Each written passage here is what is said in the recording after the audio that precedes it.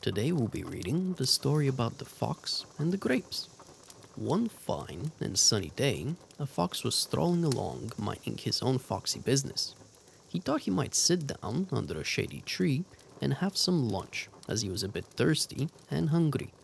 Then he realized he'd left his lovely packed lunch at home. "Oh, you foolish fox," he said to himself. But just then he looked up, and what should he see but the most delicious looking bunch of purple grapes he'd ever seen in his whole foxy life. They were just sitting there, hanging from a grapevine that ran along the branches of a tree. The grapes looked like they were about to burst with the tastiest juice, and the fox's mouth began to water.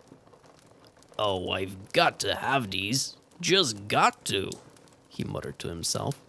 "I shall fill my foxy face with them." The bunch of grapes hung from a very high branch, so the fox jumped up to reach it. He hadn't jumped high enough and missed it by a long way, so he walked back a little way and took a running leap. Up he went, but not high enough, and his paw missed the grapes. He kept jumping and jumping and jumping, but every single time he missed. Now he was hot and tired and thirsty and hungry and cross.